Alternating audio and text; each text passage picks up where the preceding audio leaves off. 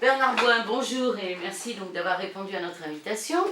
Du 16 au 24 juillet, vous êtes au 15e Salon des Arts de Surzur. Alors, je sais que vous avez prévu 25 toiles, vous pouvez nous en dire un petit peu plus? En fait, Patricia Pers et Madame Grelot ont souhaité m'inviter.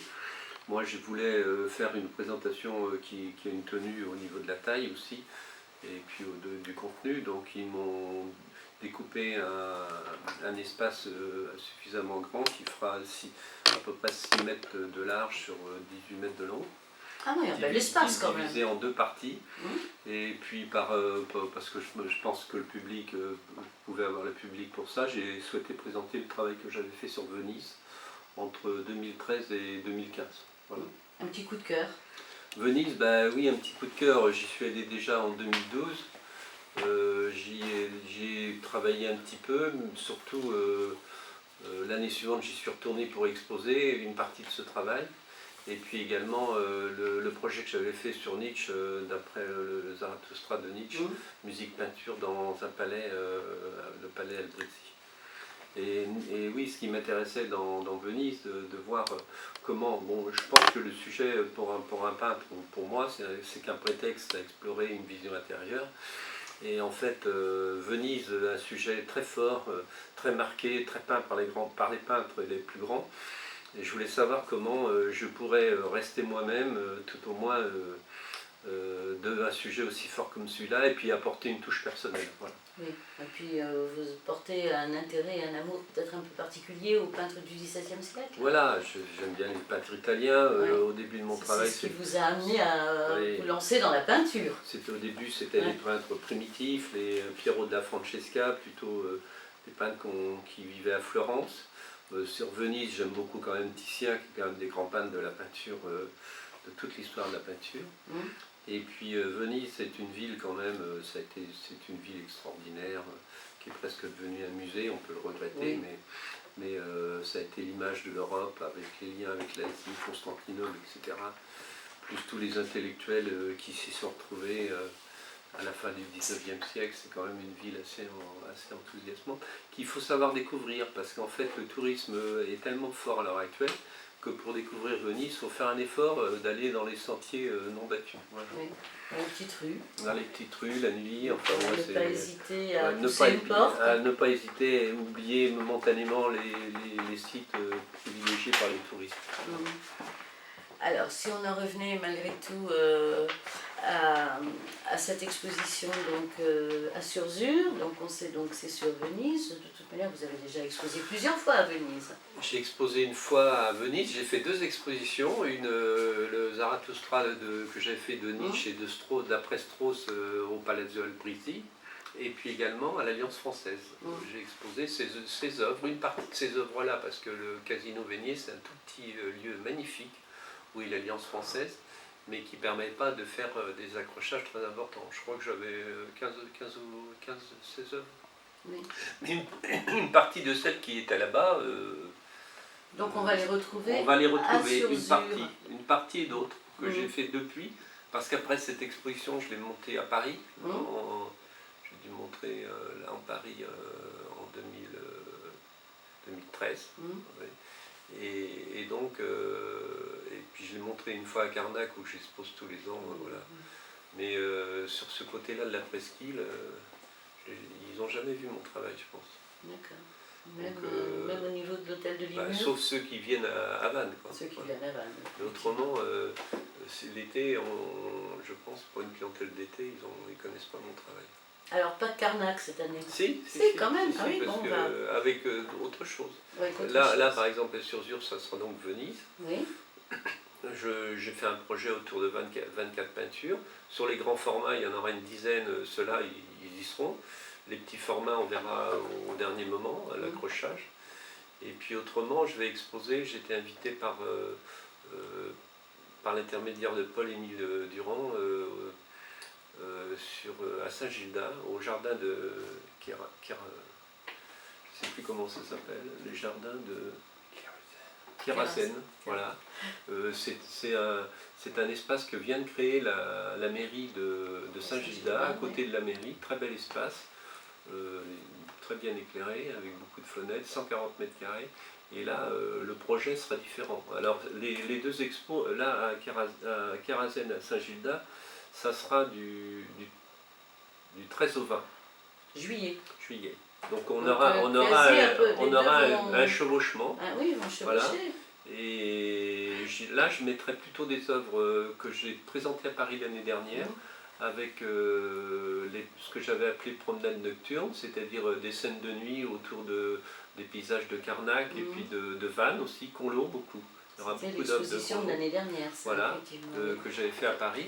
Et puis j'éclairerai ça quand même avec des œuvres bordure de mer de Carnac de jour. J'ai prévu mettre 4 œuvres pour quand même que les gens ne soient pas trop écrasés par la nuit. Pour certains, je sais qu'ils ont cette réaction. Pas d'angoisse. Voilà, alors moi je ne vois pas pourquoi la nuit est angoissante. Mais bon. L'inconnu. Voilà. L'inconnu de la nuit. Voilà. Et puis également par des derniers travaux qui sont dans une autre technique que je faisais depuis toujours, mais que je n'avais jamais exploité comme une œuvre finie. C'est-à-dire que je fais sur des fonds noirs des dessins au pastel blanc. Oui, le principe finalement de voilà, noir au blanc. Et voilà, alors souvent c'était des études, il y a plus de 20 ans que je fais ça. Souvent c'était des études parce que dans les œuvres sur fond noir, je peignais toujours des fonds très foncés. Les couleurs sont plus denses. Et puis aussi, je gardais le côté mystérieux de la nuit avec ces œuvres-là. Et finalement, j'ai décidé, au mois de l'année dernière déjà à Carnac, j'avais présenté des choses sur les Alpilles, sur des fonds foncés comme ça. Je me souviens, oui. Et c'était assez bien reçu. Moi-même, quand je fais l'expo à Carnac, j'y vis. Donc ça me permet d'analyser mon travail, alors que ce n'est pas le cas évidemment quand j'expose dans des lieux publics où je suis présent qu'au vernissage. Mais à Carnac, j'ai un dialogue avec mon travail, je peux voir ça c'est bien, ça c'est pas bien, ça je sais pas, il faudra voir. Avec un œil neuf du fait de... Voilà, les œuvres sortant de l'atelier, les œuvres sortant de l'atelier, il faut qu'elles s'imposent, qu'elles prennent leur propre dimension. Et si ce n'est pas le cas, on s'en rend compte à ce moment-là. Effectivement. Il va falloir faire un circuit finalement, exposition Bernard Boin. Peut-être, on commence par Saint-Gildas, on va se promener à Carnac et on termine par Surzur ou dans l'autre sens. On n'est pas... Saint-Gildas, ça sera. On commence par Saint-Gildas, après on ira à Surzur, et à Carnac, il y aura une partie qui était à Saint-Gildas, mais présentée d'une autre façon. À Saint-Gildas, par exemple, autour des paysages nocturnes de pain à l'huile, j'aurai des œuvres bordure de mer, de nuit ou de jour. Il y aura des œuvres acryliques sur les Alpilles, que j'avais présentées l'année dernière, où là j'ai développé la technique, j'ai beaucoup travaillé pendant 6 mois là, sur ce sujet. Le pastel, je fais des recouvrements avec de l'acrylique, ça me donne une gestualité que je n'avais pas, parce que je suis plutôt un peintre avec le pinceau figé, plutôt classique. Et donc ça m'apporte quelque chose de différent. Et puis je refais des surcharges. Et là j'avais choisi pour les Alpilles, pour sortir du noir et blanc, de faire quelques essais monochromiques en vert en particulier pour les Alpilles. Et donc ça je vais le présenter à Saint-Gildas, parce que avec les scènes de nuit. Alors qu'à Carnac, je présenterai plutôt d'autres choses qui sont plus proches de Carnac, parce que j'ai aussi travaillé sur les pierres de Carnac. Parce qu'en fait, mon travail sur les Alpilles m'amenait à réfléchir sur le rapport entre le minéral et le végétal. Et puis, en réfléchissant un petit peu quand même, un peintre c'est d'abord pense avant de créer son œuvre. Et je me suis dit, mais au fond, c'est le moment, il y a 30 ans que je vis là-dedans, c'est le moment de dessiner ces mégalithes. Et donc j'ai fait une vingtaine d'œuvres. Et j'ai poursuivi, et ça on le verra à Carnac, mais à petite dose. Parce que je veux d'abord tenter, voir ce que ça donne. Et je ferai une exposition plus tard, plus importante, peut-être dans des très grands formats, fait, j'ai remarqué que les pierres de Carnac, ce n'était pas les alignements qui m'intéressaient, c'était les pierres, au fond, comme je traitais il y a 20 ans depuis mes natures mortes. C'est-à-dire le rapport entre les pleins et les vides dans les natures mortes, c'était le rapport entre les petits pots, les fruits disposés, donc les rapports entre les pleins, les vides, les liens entre les choses, les espaces, les séparés, etc. Et dans la pierre de Carnac, évidemment, je retrouve ça, avec l'idée, dans la pierre de Carnac, de traiter chaque pierre comme un portrait. Oui. À la fois donc, comme la nature morte comme portrait et la pierre de Carnac comme portrait. Et si on s'y attache, par exemple, quand je fais un petit peu mes recherches photographiques préalables, je me rends compte qu'elles ont toute leur personnalité. Donc on voit bien que c'est un travail de l'humain qui pense la pierre comme une stèle. Voilà. Alors que... Mais c'est un peu l'imagination du peintre qui fait aussi... qui fait voir d'autres choses dans la pierre. Le peintre, il prend un sujet, il se l'approprie. Oui, voilà. Donc ça sera les alpis, c'est les alpis vus par moi, les aliments, c'est les pierres de Carnac, ce sera les pierres vues par moi. Je me suis intéressé, comme j'étais dans le rapport minéral-végétal, je me suis dit après, mais si j'allais voir du côté des rochers, donc minéral, eau. Le rocher, la mer m'intéresse au bord de Carnac parce que les routes qui circulent en bordure de mer et l'ouverture de la mer, c'est l'ouverture pour moi du monde cosmique avec le ciel au-dessus et la dimension maintenant qu'on connaît avec l'astrophysique moderne et le monde dans sa dimension la plus grande et la plus énigmatique aussi. Oui, bien sûr. Voilà. Côté rêveur quand même. Bah oui, parce que... Un petit peu ésotérique, un peu rêveur. Un peu énigmatique, mystérieux. Pierre-Émile, il a voulu me faire un texte, là, Pierre-Émile Durand pour Saint-Gilda. Il me l'a envoyé ce matin, je trouve son... On peut en avoir un court extrait? Je ne l'ai pas là. Ah, dommage. Mais je le trouve assez intéressant, parce qu'au fond, il situe, même si je suis un peintre figuratif, je suis sur l'imprécision et l'incertitude. Je suis un peintre de l'incertitude et même si l'image apparaît fixe et bien réelle, normalement elle doit nous donner... J'ai longtemps eu des doutes, beaucoup de doutes, et j'en ai toujours, mais au début quand j'avais des doutes, j'avais peur que ça me paralyse dans mon travail. Donc d'abord pour cette raison-là, je me suis dit la façon d'enlever ses doutes, c'est d'essayer de montrer son travail, d'être reconnu. Bien sûr, oui. En plus ça collait avec l'idée qu'il fallait que j'en vive, j'étais jeune quand je l'ai fait, et j'avais 3 enfants, voilà. Et puis je me suis rendu compte que une notoriété relative, ça ne change rien. Je reste avec mes doutes, et je me suis dit, bon, au fond, c'est ma nature profonde, il faut faire avec. Et peut-être qu'aussi, à force de regarder le monde, je me balaye dans le champ des incertitudes. Si je prends la nuit, c'est peut-être pour cette raison-là. Peut-être, un refuge. Que les choses ne sont pas claires, elles sont imprécises, mais aussi elles ont leur beauté.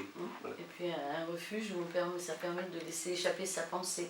Oui, c'est ça. C'est-à-dire pour moi, un peintre... Alors plus de spectacles comme vous aviez fait, notamment avec le chant du jour, il n'y a pas la en musique, prévision? La musique, j'ai fait le chant donc le Zarathustra, l'après-midi d'un faune, alors ça m'a amené sur Mallarmé, qui est quand même un intellectuel. C'est costaud faire une adaptation l'après-midi sur d'un faune, Mallarmé. Alors Mallarmé, ça m'a amené dans un monde, justement, j'ai trouvé un lien que j'avais dans une de mes premières séries sur les saisons. J'avais une intellectuelle américaine, professeure de psychologie, qui avait écrit un texte, un poème, et sur l'automne, elle avait mis, je me souviens parce que ça avait été l'objet d'une discussion avec elle quand j'avais fait la conférence aux États-Unis. On voit des couples en bordure de mer qui marchent et il y avait ensemble, seuls, nous marchons dans la ronde des jours. Et la discussion au petit déjeuner, je lui dis, la traduction pour toi ça colle, comment tu vois les choses? Alors moi je lui dis, ça veut bien dire seul mais ensemble. Ouais. Et elle me dit oui c'est ça, seul et ensemble et seul. Ouais. Alors, et depuis j'ai retrouvé évidemment chez Mallarmé, après ce parcours long de presque 15 ans, dans les nénuphars blancs, séparés, on est ensemble.